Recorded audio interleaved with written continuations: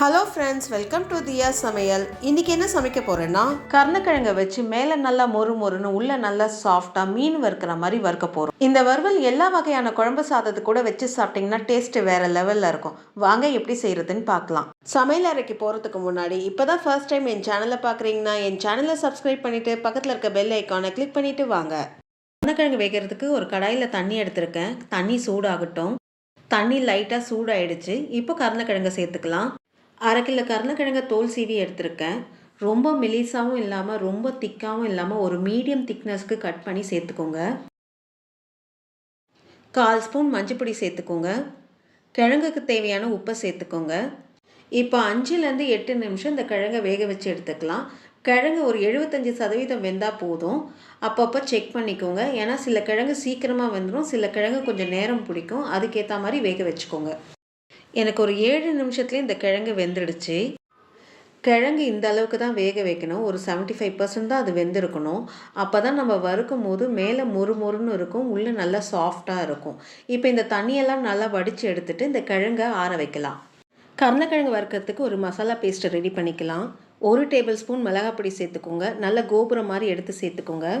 1 table spoon தனியா பொடி சேர்த்துக்கோங்க. தனியா பொடியும் நல்ல கோபுரம் மாதிரி எடுத்து சேர்த்துக்கோங்க. 1/2 ஸ்பூன் காஷ்மீரி மிளகாய் பொடி கலருக்காக சேர்த்துக்கிறேன். தேவைப்பட்டால் சேர்த்துக்கோங்க, இல்லைனா வேண்டாம். 1/4 ஸ்பூன் கரம் மசாலா, 1/4 ஸ்பூன் மிளகுத்தூள். இந்த மசாலாவுக்கு தேவையான உப்பை சேர்த்துக்கோங்க. நம்ம கிழங்கு ஏற்கனவே உப்பு போட்டு வேக வச்சுருக்கோம், அதனால் இந்த மசாலாவுக்கு மட்டும் உப்பு சேர்த்துக்கோங்க. 1/2 ஸ்பூன் இஞ்சி பூண்டு பேஸ்ட்டு சேர்த்துக்கோங்க. நெல்லிக்காய் சைஸ் புளியை நல்லா திக்காக கரைச்சி எடுத்துருக்கேன், அதை இதில் சேர்த்துக்கலாம். புளி தண்ணி சேர்த்து நல்லா பெசரி விடுங்க. மசாலா பேஸ்ட்டு ரொம்ப திக்காக இருக்குது, அதனால் கொஞ்சம் தண்ணி சேர்த்து பிசைஞ்சிக்கலாம்.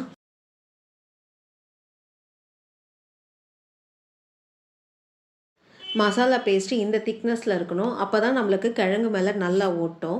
இந்த மசாலா பேஸ்ட்டோடைய பேஸை வச்சு நம்ம மீன் வறுத்தோம்னா அவ்வளோ டேஸ்ட்டாக இருக்கும். ஒரு வாட்டி ட்ரை பண்ணி பாருங்கள். இப்போ இந்த மசாலா பேஸ்ட்டை வேக வச்ச கிழங்கு மேலே நல்லா தடவி விடலாம். இந்த வீடியோவை பார்த்துட்ருக்கவங்க இந்த சேனலை சப்ஸ்கிரைப் பண்ணி உங்களுடைய சப்போர்ட் எனக்கு கொடுங்க. அது மட்டும் இல்லாமல் உங்களுடைய ஒப்பீனியன் சஜஷனை எனக்கு கமெண்ட் செக்ஷனில் போஸ்ட் பண்ணுங்கள். என்னுடைய இம்ப்ரூவ்மெண்ட்டுக்கு அது ரொம்ப யூஸ்ஃபுல்லாக இருக்கும். கிழங்கு இந்த மசாலாவில் நல்லா பெரட்டி வச்சாச்சு. இப்போ இது 1/2 மணி நேரம் நல்லா ஊறட்டும். கிழங்கு ஒரு 1/2 மணி நேரம் நல்லா ஊறிடுச்சு. இப்போ வறுத்து எடுத்துடலாம். ஒரு தவா எடுத்துக்கோங்க.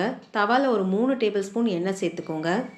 எண்ணெய் சேர்த்து நல்லா சூடான பிறகு ஒவ்வொரு கிழங்கு பீஸாக எடுத்து தவாவில் சேர்த்துக்கோங்க.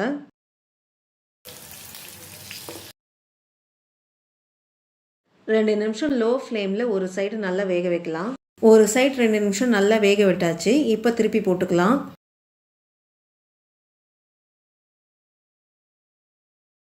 திருப்பி போட்டு 2 நிமிஷம் லோ ஃப்ளேமில் வேக விடலாம்.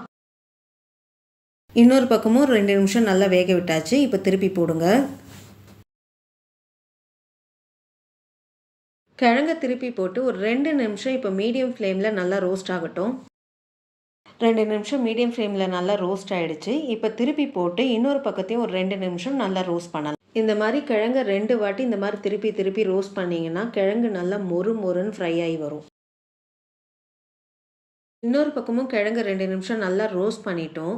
கிழங்கு மேலே நல்லா செவந்து மொறு மொறுன்னு வந்திருக்கு பாருங்கள்.